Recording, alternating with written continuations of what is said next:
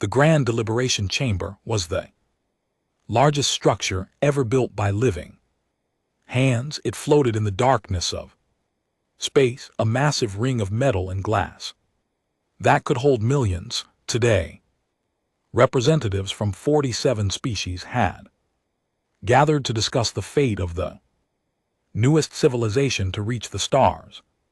Humanity. High Arbitoran stood at the center of the chamber. His body was tall and thin, covered in silver scales that caught the light. His species, the Silithine, had existed for over 100,000 years. They had seen empires rise and fall. They had predicted the outcomes of 3,000 wars with near-perfect accuracy. Their algorithms never failed. The matter before us today is simple, Beltran said. His voice echoed through the chamber, translated into 1,000 languages. The human species has refused to accept the terms of conquered membership. They reject our taxes. They reject our territorial claims. They reject our authority. A murmur passed through the assembled representatives. Some clicked their mandibles in anger. Others flashed colors of disapproval across their skin. The galactic conquered had ruled this part of the galaxy for 10,000 years. No species had ever refused them. Therefore, Velron continued, the Council has authorized the hegemony of Cravel to conduct a corrective intervention. War Admiral Krathver rose from his seat. He was massive, nearly 3 m tall, with 4 arms and skin like greystone. The Krath were the military arm of the conquered. They had crushed 200 rebellions. They had never lost a war. My fleet stands ready, Krathver said. His voice was deep and confident. 12,000 warships, the finest warriors in the galaxy. We will teach these humans their place. Belron nodded and activated the display screen behind him. Numbers and charts appeared in the air, glowing with soft blue light.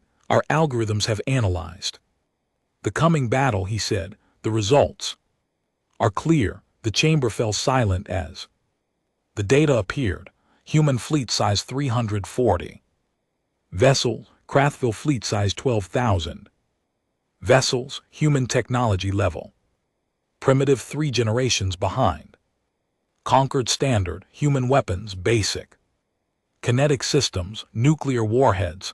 The predicted duration of battle, Velron announced, is 4.7 standard hours. Predicted human casualties, 100%. Predicted CRL casualties, 0.3%. Laughter filled the chamber. It came in many forms. Clicking sounds, whistling noises, flashing lights, but the meaning was the same. The humans were a joke. Minor inconvenience. They would be swept away like dust. In the far corner of the chamber, a single human sat in silence. Ambassador Chenny Lin was a small woman with gray hair and calm eyes. She had served humanity for 40 years, first as a soldier, then as a diplomat. She had seen things that would break most people, but her face showed nothing as she listened to the aliens laugh at her species. Beside her sat observer Ithala, a young historian from the Malorian species. Her skin was pale blue and her large eyes watched everything with curiosity. She had been assigned to document this moment, the extinction of humanity. It would make an excellent addition to the conquered archives. Ambassador Chen, Veltron said, his voice cutting through the laughter. You have heard our analysis. You understand what awaits your people. The conquered offers you one final chance. Surrender now and we will show mercy. Your species will be allowed to serve us. You will live. Chamber fell quiet. Every eye turned to the small human woman. Chen Lin stood Slowly, she straightened her simple black uniform and looked around the room. She saw the amusement on their faces. She saw how little they thought of her people, and she smiled just slightly. High Arbiter, she said, her voice steady, I thank you for your offer, and I thank you for sharing your analysis. It is very detailed. Then you accept? Belrin asked. No, the word hung in the air. The laughter died. I'm sorry, Belthrin said. I must have misunderstood. Did you say no? We respectfully declined, Chen said. She sat back down and folded her hands in her lap. Please proceed with your war. For a long moment no one spoke. War. Admiral C.R. Rathfor stared at the human with something like confusion. His people had conquered 100 species. All of them had begged for mercy when faced with the hegemony fleet. None had ever simply said no. You understand what you doing? He asked. Your fleet has 300 ships. I have 12,000. Your weapons cannot penetrate our shields. Your drives are slow and primitive. You die, all of you, every human on every world. Chen Ulin met his eyes without fear. Perhaps, she said, we shall see. Krathver turned to Velron. She is insane. They are all insane. They are afraid, Belthron said calmly. Fear makes species act strangely. In 4.7 hours it will not matter. Their fear will end with their lives. He raised his hand, and the session was officially closed. The representatives began to leave, already forgetting about the humans. They were a small problem soon to be solved. There were more important matters to discuss. Observer Yathala remained in her seat, watching the human ambassador. Something bothered her. Chen Ulin did not look like a frightened woman facing extinction. She looked like someone waiting for something. Ambassador Ithala said softly, may I ask you a question? Chen turned to look at her. Of course, you know you cannot win. The algorithms are never wrong. Your people will die. Why do you refuse to surrender? Chen was quiet for a moment. Then she leaned closer to the young historian. Do you know how long humans have been fighting? Observer Ithala thought about it. Your species reached space only 200 years ago, so perhaps a few centuries of minor conflicts. Chen laughed softly. We have been killing each other for 100,000 years. Before we had cities, we had weapons. Before we had writing, we had war. We fought with stones, with spears, with arrows and swords and guns and bombs that could crack the world in half. She paused and her eyes grew distant. We invented a weapon that could end our entire species, and then we lived with it for 100 years, every day wondering if it would be our last. Other species out here, they found peace first and weapons later. We found weapons first. We have always found weapons first. Ithala felt a chill pass through her body. What are you saying? Chen stood up and gathered her things. The session was over and the Krathville fleet would soon depart for Sol System. I am saying that your algorithms are very impressive. Observer, they have predicted 3,000 wars, but they have never predicted a war against us. She walked toward the exit, then stopped and looked back. You should come watch. It will be educational. Then she was gone, leaving Ithala alone in the empty chamber. The young historian sat there for a long time thinking. She told herself that the human was bluffing, that it was just brave words from a doomed species. The algorithms were never wrong. The Krathil had never lost, but something in Chenuin and LT, Unk and GTS I stayed with her. Something that looked nothing like fear. it looked like. Patience. 3 days later, Yathala requested permission to join the CRville fleet. She wanted to document humanity's destruction firsthand. It would be a historic moment. She had no idea how right she was. The Krathville fleet emerged from hyperspace at the edge of the Sol system, and it was beautiful in its terror. 12,000 warships appeared in perfect formation, arranged in the ancient pattern called the Tide of Conquest. This formation had been used for 10,000 years. It had crushed every enemy the conquered had ever faced. The ships stretched across thousands of kilometers, their hulls gleaming with weapons and shields. War Admiral Ciarvor stood on the bridge of the tide's edge, the largest battleship ever constructed. Around him, hundreds of officers worked. At their stations, every one of them was confident. Every one of them expected an easy victory. Begin the approach. Krathvorder. Standard battle speed. We will reach the human fleet in 6 hours. The fleet began to move forward deeper into the Sol system. In the distance, a small yellow star burned. Earth, the human home world, was a tiny blue dot that could barely be seen. Krathvor looked at it with contempt. Such a small world, such a weak species. He almost felt sorry for them. Open communications, he said. Broadcast the standard surrender demand.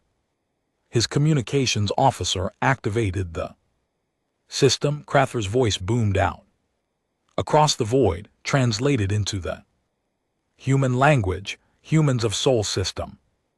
This is War Admiral Ciarvor of the Galactic Conquered.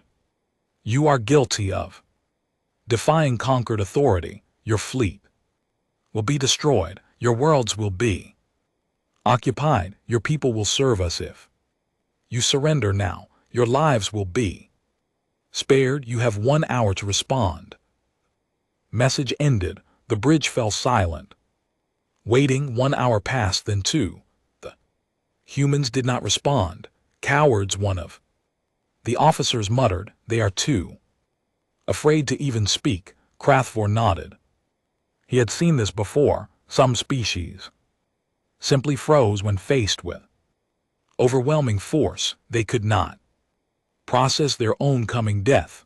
The humans were probably panicking, running around their little ships, crying for mercy that would never come. Continue the approach, he ordered. Weapons ready. We will begin the attack the moment we are in range. On a smaller observation ship near the back of the formation, Yela watched through a viewport. She had brought her recording equipment to capture every moment of humanity's last battle. It would make her famous among historians, but something felt wrong.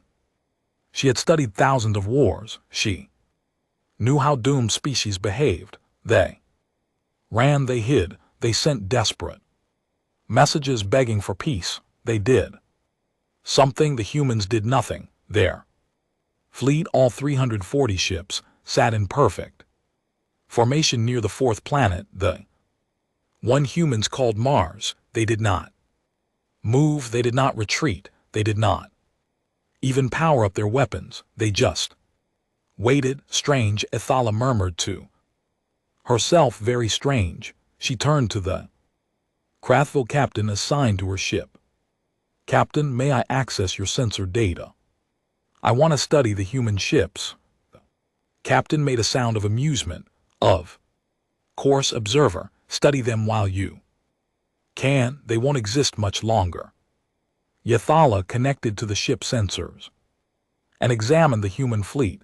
The ships were small and boxy, nothing like the elegant curves of conquered vessels. They looked like cargo haulers, not warships. Their weapons were primitive kinetic cannons and nuclear missile launchers. Their shields were basic, barely enough to stop debris, and yet they sat there perfectly still, as if they had no fear at all. 4 hours into the approach, a junior sensor officer on the Tide's edge made a sound of confusion. "War Admiral," she said, "I'm detecting an anomaly." Krath returned. "What kind of anomaly?" "I'm not certain, sir. The human fleet still reads as 340 vessels. But I'm detecting additional signatures throughout the system, thousands of them." A cold feeling began to grow in Kroor's stomach. "What kind of signatures?" "They're small, sir, very small. They were completely dark until now. No heat, no power, no signals. We flew right past most of them. They're scattered throughout the system in the asteroid belt around the gas giants, mixed in with natural debris." She paused, her voice growing uncertain. "Sir, I don't think they're ships." Krathver pushed her aside and looked at the sensor display himself. His eyes went wide. Thousands of tiny objects filled the screen. They had been invisible before, drifting cold and silent through space.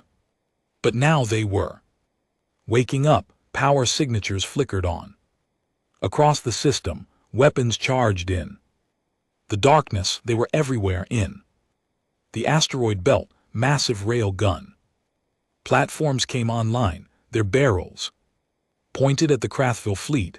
Around Jupiter's moons, clusters of missile stations began calculating firing solutions hidden among the ice of Saturn's rings. Laser satellites powered up their targeting systems, and the Krathville fleet was in the middle of all of it. "It's a trap," Krathver whispered. The words felt impossible, but they were true. They turned their whole system into a trap. He spun to face his officers. "All ships, emergency stop. Raise shields to maximum. Prepare for..." He never finished the sentence. The first wave of kinetic rounds hit the fleet from 17 different directions at once. The railgun platforms in the asteroid belt had been drifting for decades, charging their weapons with solar power, waiting for this exact moment. Each round was a simple metal slug the size of a human fist, but they were moving at 10% of light speed. At that speed, they did not need explosives. Physics did the work. 200 Krathville ships vanished in the first second. They did not explode. They were simply erased, torn apart by kinetic energy that their shields had never been designed to stop. The shields were built to deflect energy. Weapons, the standard armament of civilized warfare. No one in the conquered used kinetic weapons anymore. They were primitive, outdated, barbaric. The humans did not care about being civilized. "Return fire," Krathver screamed. "Target those platforms." But the platforms were scattered across millions of kilom. The fleet weapons could not hit them all, and more rounds were coming, thousands of them raining down from every direction. Then something worse happened. The human fleet moved. All 340 ships performed a maneuver that the Krathville had never seen before. They did not fly toward the enemy. They did not retreat. Instead, they simply vanished and reappeared inside the Krathville formation. They had jumped not across star systems as normal hyperspace travel worked, but across just a few thousand km short train tactical jumps. Impossible. No species had ever weaponized full drives like this. Suddenly human warships were everywhere, mixed in with the Krathville fleet like wolves among sheep. They opened fire at point-blank range, their primitive kinetic cannons tearing through hulls that had never been designed for close combat. Yathala watched from her observation ship as the Krathville formation fell apart. The neat, beautiful pattern of the tide of Conquest became a chaos of explosions and debris. Ships crashed into each other trying to maneuver. Friendly fire tore through vessels whose commanders could not tell enemy from ally. The humans moved through the chaos like ghosts, jumping in, firing, jumping out. Before the Krathville could respond, they never stayed in one place long enough to be targeted. They never fought fair. On the bridge of the tide's edge, Krathville watched his fleet die around him. His hands trembled. His mind could not accept what was happening. This is impossible, he said. The algorithms predicted. The algorithms were wrong. His first officer said quietly. Outside, another 1,000 ships exploded in nuclear fire. The battle was only 3 minutes old. Fleet Admiral Wacken Tors stood in the command center of the UNC Thermopylae, watching the battle unfold. On screens around him, his face was calm. His hands were steady. He had spent 40 years preparing for this moment. Around him, officers from 12 nations worked at their stations. Americans, Chinese, Russians, Indians, Brazilians, Germans, old enemies who had learned to work together when they discovered they were not alone in the universe. The petty conflicts of Earth seemed very small when you realized that something out there wanted to enslave your entire species. Phase 1 complete. His tactical officer reported 2,000 enemy ships destroyed. Kinetic platforms are recharging. Enemy formation status broken, sir. They're trying to regroup, but our fast attack squadrons are preventing it. Tors nodded. Everything was going according to plan. The plan that humanity had spent 4 decades building. The plan that no alien algorithm had ever predicted. He remembered the day it all started. First contact 60 years ago. The Conquered had sent a delegation to Earth, offering humanity a choice: join as a servant race or be destroyed. The politicians had wanted to negotiate. The military had wanted to fight.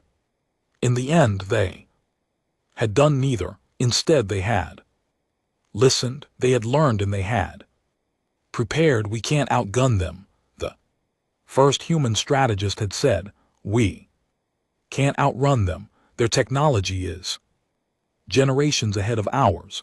In a fight, we lose every single time. So they had decided to never fight fair.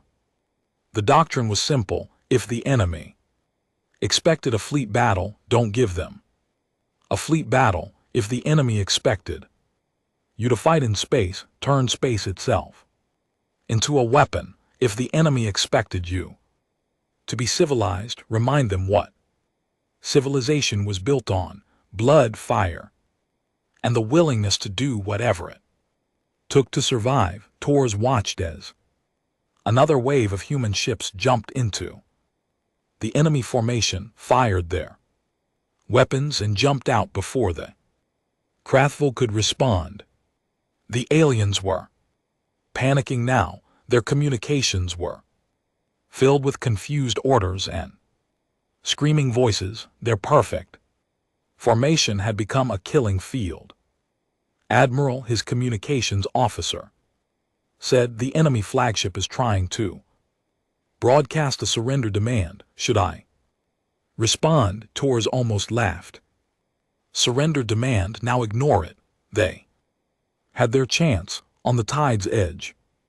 War Admiral Krathver was not demanding surrender from the humans. He was demanding it from himself. All ships retreat, he screamed into the communication system. Emergency hyperspace jump. Get out of the system.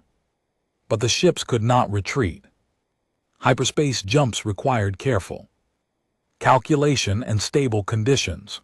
The fleet was in chaos. Ships were crashing into each other. Debris filled the space. Around them, any jump attempt would end in disaster, and the humans knew it.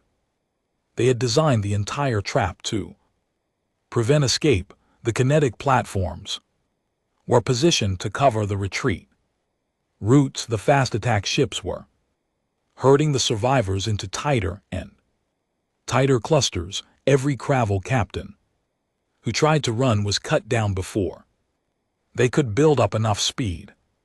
Krathvar watched 500 ships try to jump to hyperspace at once. 300 of them exploded when their calculations failed.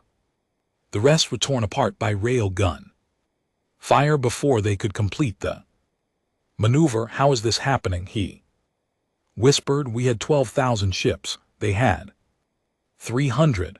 The algorithm said the algorithms were based on conquered warfare. His first officer said bitterly, standard formation, standard weapons, standard tactics. These humans, they don't follow the rules. There are always rules in war, not for them. The first officer pointed at the tactical display. Look at what they're doing. They turned their asteroid belt into an artillery battery.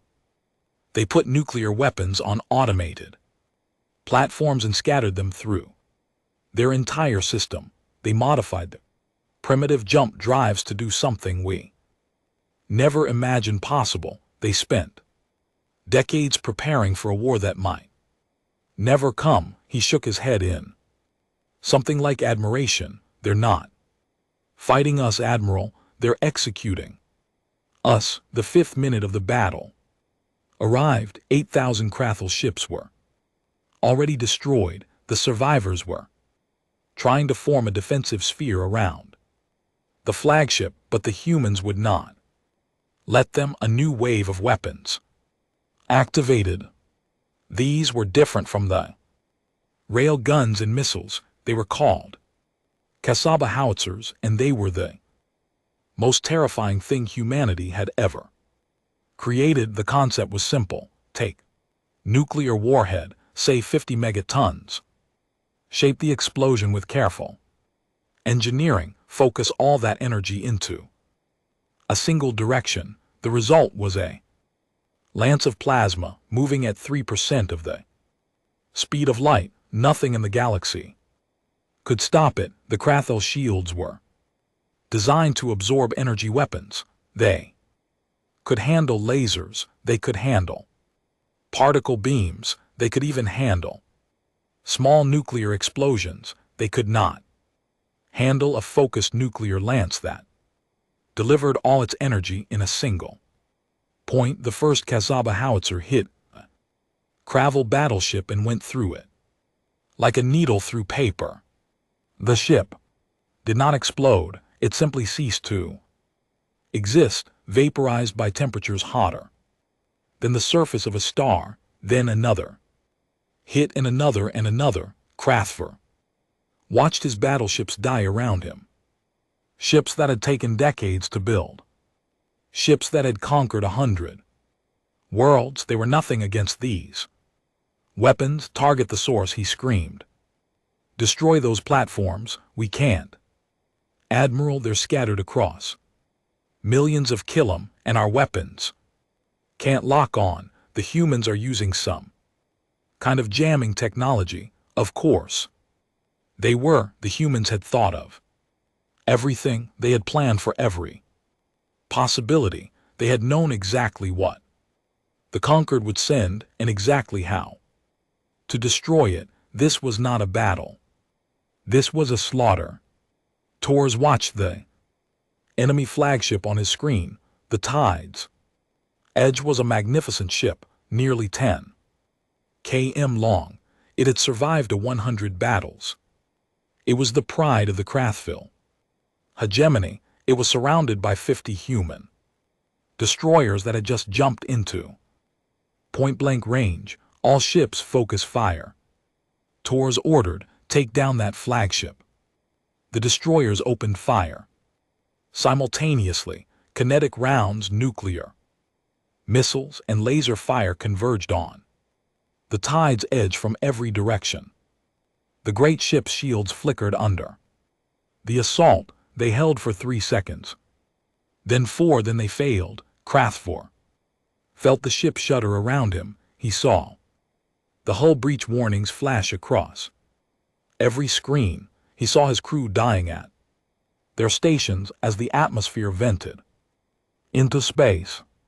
He thought about his people, about the hegemony, about 10,000 years of victories, all of it ending here, against a species that had barely learned to leave their own planet. How? He whispered it was his last word. The Kasaba howitzer hit the tide's edge. From below, burning through deck after deck, turning metal and flesh into plasma. War Admiral Ciarvor, conqueror of worlds, died in less than a second. He never felt a thing. Tors watched the flagship explode on his screen. He checked the time, 6 minutes and 30 seconds since the battle began. Enemy fleet status, he asked. Approximately 1,000 ships remaining, sir. There. Signaling surrender. Tors was quiet. For a moment, he thought about everything humanity had sacrificed to reach this moment.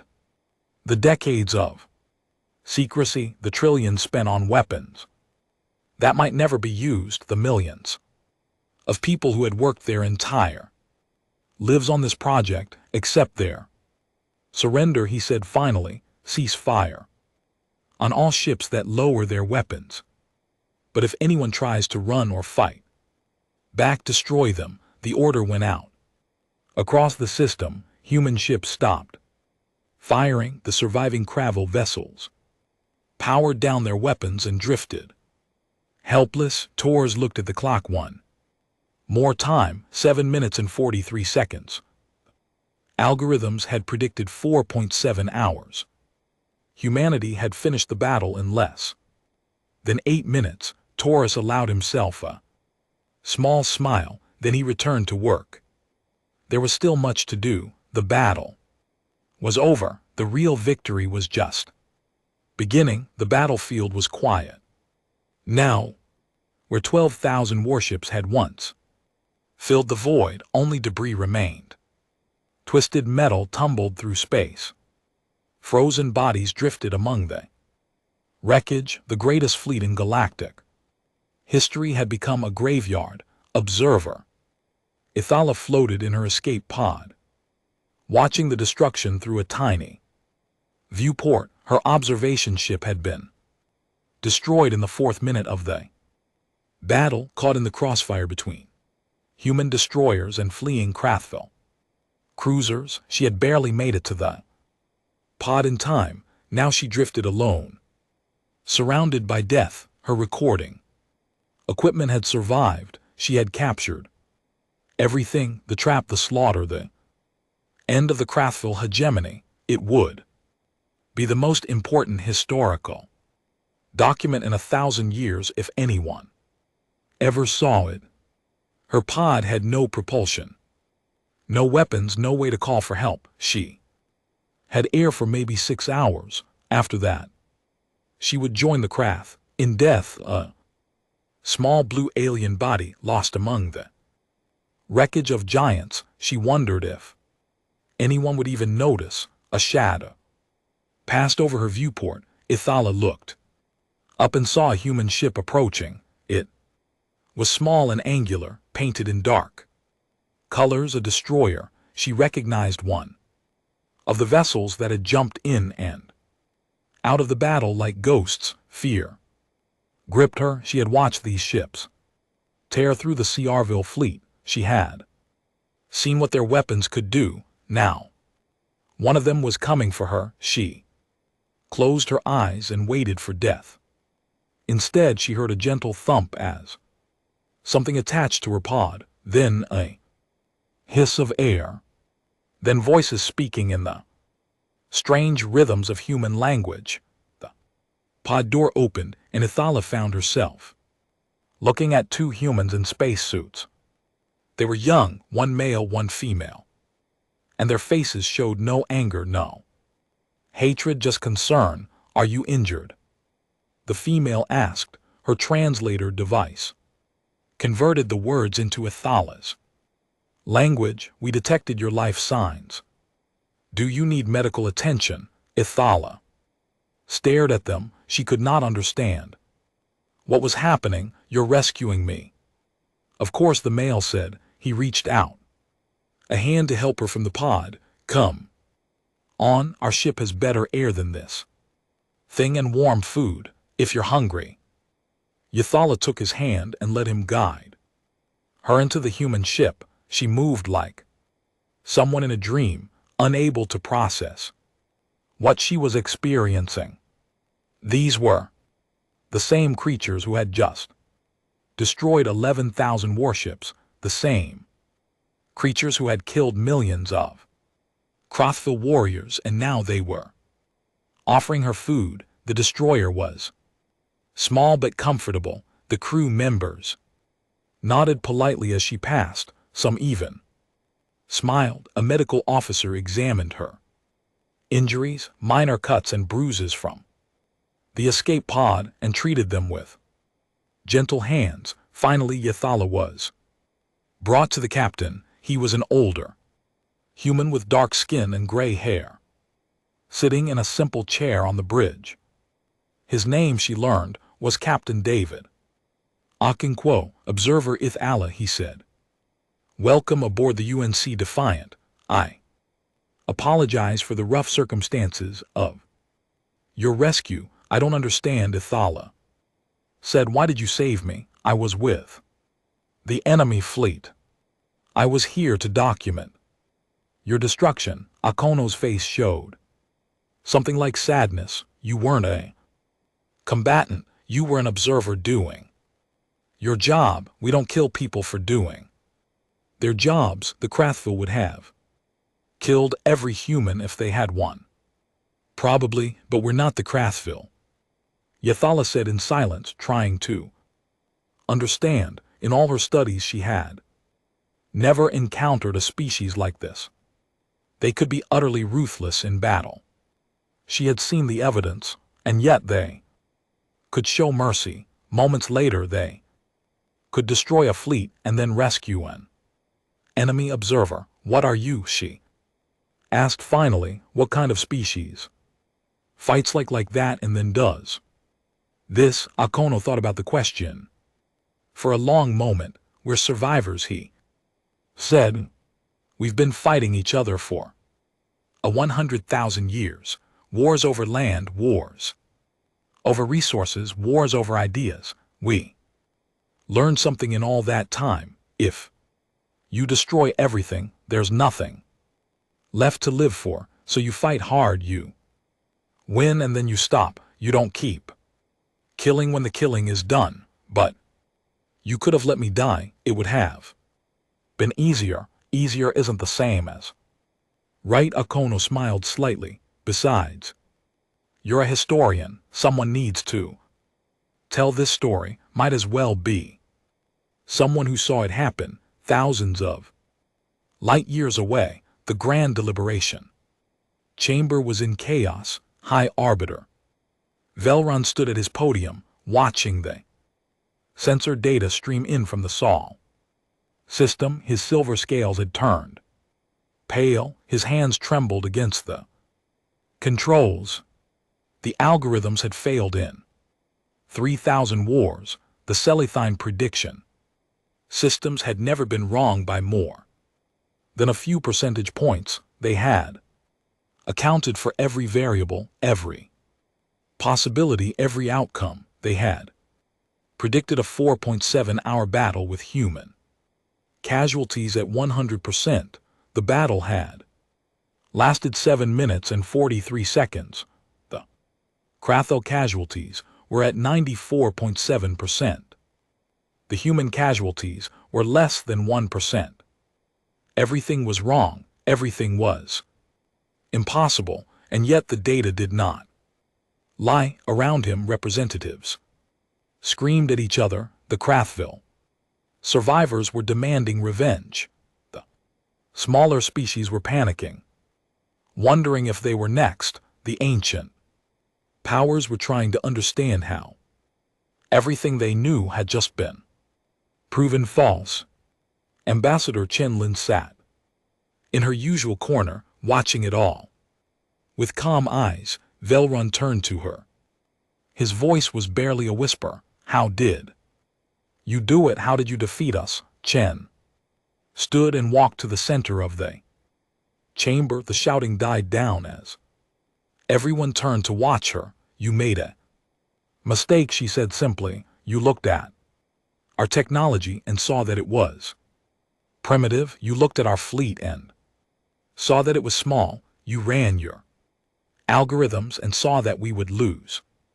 And you believed it. She paused, letting the words sink in. But you never asked the right question. You asked whether we could beat you in a fair fight. You never asked what we would do if we couldn't. What did you do? Someone shouted from the crowd. We cheated. Shrugged. We lied. We hid our real weapons. We made you think we were weak, so you would become confident. We let you walk into our system thinking you had already won, and then we destroyed you. The chamber fell silent. That's not honorable, Belthrun said. That's not how civilized species fight. Chen laughed. It was not a kind sound. Civilized. You came to our world and demanded we become your slaves. You threatened to kill everyone we love, and you call yourselves civilized. She shook her head. We are not civilized or arbiter.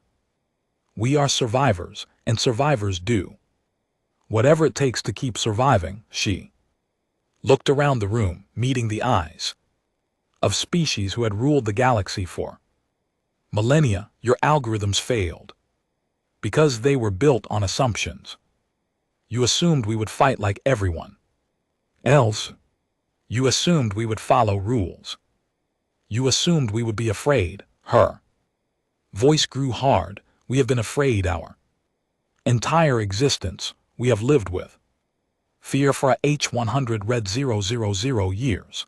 It doesn't stop us anymore. It just makes us more dangerous. The chamber was completely silent now. The Krathville fleet is destroyed. Chen continued. Your military power has been broken in a single battle. Right now you are probably thinking about revenge, about gathering more ships, about coming back to finish what you started. She smiled, and there was no warmth in it. I would advise against that. Is that a threat? Belrun asked. It's a fact. You sent 12,000 ships, and we destroyed them in 8 minutes. We were ready for that number. We've been ready for 20 years. She paused. Do you want to know what we've been building for the other 20? No one answered. We are not your enemies, Chen said finally. We don't want war. We just want to be left alone, except that end. We can find a way to live together.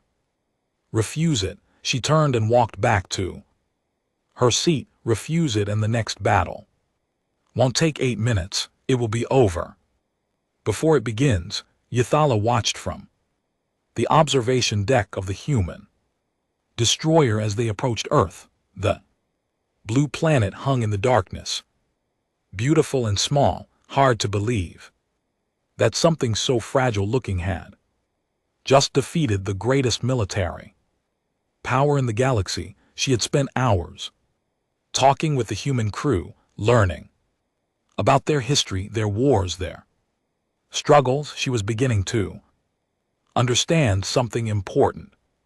The other species of the galaxy had evolved in relative peace. They had developed technology, built civilizations, and reached the stars without the constant pressure of survival. War for them was an occasional inconvenience. For humans, war was a way of life. They had been fighting since before they could write.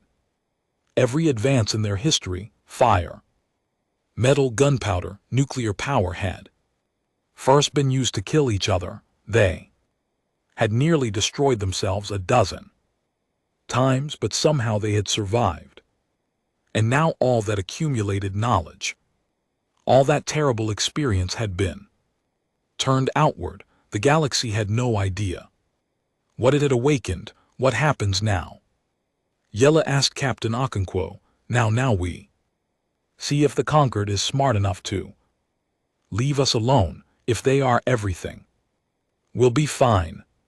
We'll trade, we'll share technology, we'll be good neighbors, and if they're not, Akono's face grew serious. Then we'll teach them the same lesson we taught the Krathville, the same lesson we've been teaching each other for hundreds years. He looked out at the stars. We don't start fights, but we always finish them. Ithel Allah nodded slowly. She understood now. She understood everything. She pulled out her recording device and began to compose her report.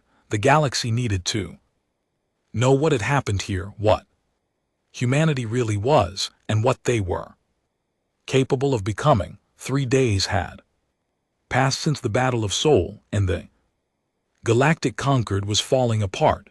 The Grand Deliberation Chamber was filled to capacity.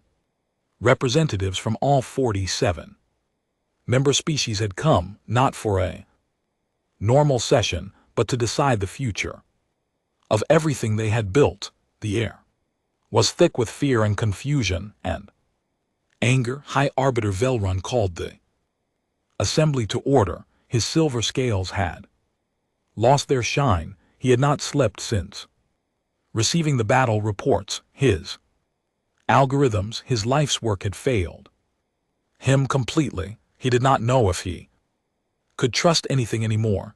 We are gathered to discuss the human situation, he said, his voice tired. The Krath hegemony has suffered a catastrophic defeat. 94% of their fleet has been destroyed. War Admiral Ciarathfor is dead. The military backbone of the Conquered has been broken.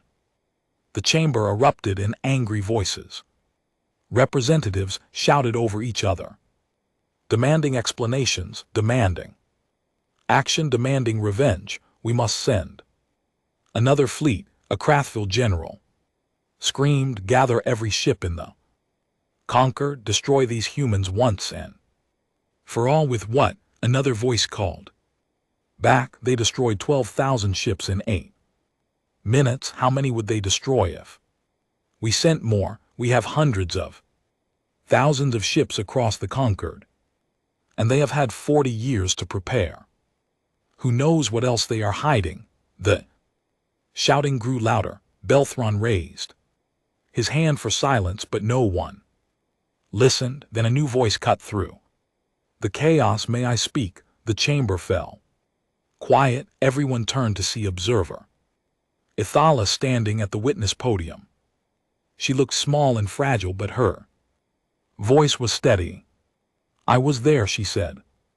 I watched the battle. I was rescued by the humans afterward. I have spent 3 days learning about them. I believe I can help you understand what happened. Velrun nodded slowly. Speak, Observer. Tell us what you learned. Ithala took a deep breath and began. The algorithms failed because they were based on a false assumption. You assumed the humans would fight like every other species in the galaxy. You measured their ships, their weapons, their technology, and you calculated their strength, but you measured the wrong things. She activated a display showing human history, images of ancient battles, medieval wars, and modern conflicts filled the air. Humans have been at war for their entire existence, not for thousands of years. Like us, for 100,000 years they were fighting before they had metal, before they had writing, before they had cities. War is not something they learned, it is something they are. The chamber watched in silence as images of human weapons appeared, spears, swords, Guns, tanks, nuclear bombs, they developed the ability to destroy their own planet, and then they lived with that ability for over a century every single day knowing it could be there. Last, can any of you imagine that? Living your entire life with a weapon pointed at your own head, held by your neighbors. No one answered. That experience changed them. It made them understand something that we never had to learn. When you fight for survival, there are no rules, there is no honor. There is only winning and dying. She paused and looked around the room. They did not build a fleet to fight us. They knew they could not win a fleet battle. So they turned their entire star system into a weapon instead. They hid thousands of kill platforms throughout their space. They modified their primitive technology in ways we never imagined. They waited for 40 years, preparing for an enemy that might never come. Yathala's voice grew soft, and when we finally arrived, they did not hesitate. They did not negotiate. They did not show mercy. They simply destroyed us as efficiently and completely as they knew how. The HFY general stood up angrily. They are barbarians, animals. You should do nothing. Yathala interrupted. Because I have not told you the most important part yet. She reached into her pocket and pulled out a small device. She pressed a button and a new image appeared above the chamber. It showed her lying injured in a medical bed on the human destroyer. Human doctors surrounded her, treating her wounds, bringing her food and water. After they destroyed 11,000 of our ships, they found my escape pod drifting in the debris. They could have ignored me. They could have let me die. No one would have known. She looked at the HFY general. What would your fleet have done? The general said. Nothing. They rescued me. They healed my injuries. They fed me and kept me warm. They treated me with kindness. Yathala's eyes were wet now. Do you understand what that means? They can be the most ruthless killers in the galaxy when they need to be, and they can be the most compassionate beings you will ever meet when they choose to be. She turned off the display. That is what makes them dangerous, not their weapons, not their tactics, the fact that they can switch between destruction and mercy in a heartbeat, the fact that they have complete control over both. The chamber was completely silent. Ambassador Chen Lin rose from her seat and walked to the center of the room. She stood next to Yathala and faced the assembled representatives. Observer Yathala speaks the truth, Chen said. We are capable of terrible things. We know this about ourselves. We have spent our entire history learning exactly how much damage we can cause. She looked around the room, meeting every pair of eyes. But we did not come to the stars to make war. We came because we wanted to explore, to learn, to meet new species, and share what we have discovered. We wanted to be part of something larger than ourselves. Her voice hardened. You took that away from us. You came to our home and demanded we become your slaves. You gave us no choice, so we did what we have always done when our survival was threatened. We fought back. She paused. Now you have a new choice. You can accept that we are equals. You can't respect our borders and our independence. You can work with us instead of against us. And if we refuse, Belthrin asked, then you will learn what we have been building for the past 40 years, and I promise you the battle of Saul was just the beginning. The chamber stirred uneasily. We don't want war, Chen continued. War is expensive and painful and wasteful. We have had Enough of it among ourselves, but we will fight if we must, we will fight, until there is nothing left, because that is what survivors do. She pulled out a small device and activated it. Document appeared in the air above the chamber. These are our terms: full recognition of human sovereignty, withdrawal of all conquered claims on our system, renegotiation of all treaties as equals. She paused. And one more thing. Any species currently under conquered protection that wishes to leave must be allowed to do so freely. The chamber exploded in angry protests. The conquered had held power over smaller species for millennia. Giving them freedom would destroy the entire structure of galactic society. That is unacceptable. The Cethel general shouted, "We will never." "You will," Chen said calmly, "because the alternative is worse, much worse." Belthrin raised his hand for silence. The protests slowly died down. "Ambassador Chen," he said carefully, "if we agree to your terms, what then? Will you attack us? Will you seek revenge for the invasion?" Chen shook her head. "No. We have no interest in conquest. We just want to live in peace. Accept our terms, and we will be good neighbors. We will trade. We will share knowledge. We will help you when you need it." She smiled, and this time there was warmth in it. "We can be the best friends you will ever have, or we can be the worst enemies you can imagine. The choice is yours." The vote took 3 hours. Species argued and debated and threatened. Some wanted war. Some wanted peace. Some simply wanted to know how the universe had changed so quickly. In the end, the result was unanimous.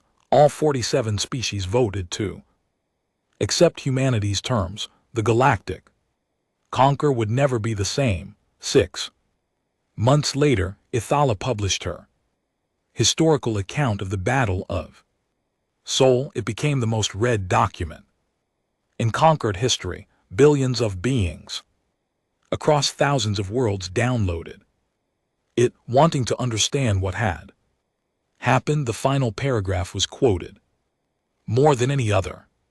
The conquered had conquered 1,000 species by teaching them to fear us. We believed that fear was power. We believed that strength came from making others weak. The humans taught us something different. They showed us that true strength comes from within, from the willingness to do whatever it takes to protect what you love, from the ability to be both terrible and kind, and to know when to be each. We thought we were the masters of the galaxy. We thought we understood war. We were wrong. The humans did not seek to destroy us. They did not seek revenge or conquest. They simply made us understand that destroying them was never an option, and perhaps that is the most human thing of all. They defeated the greatest military power in galactic history, and then they offered us peace. They showed us mercy we did not deserve. I do not know what the future holds for our galaxy, but I know this: with humanity among us, nothing will ever be the same, and that might be exactly what we needed on Earth. Fleet Admiral Wayne Torres read the document and smiled. They had won, not just the battle, but something more important. They had shown the galaxy what humanity was capable of.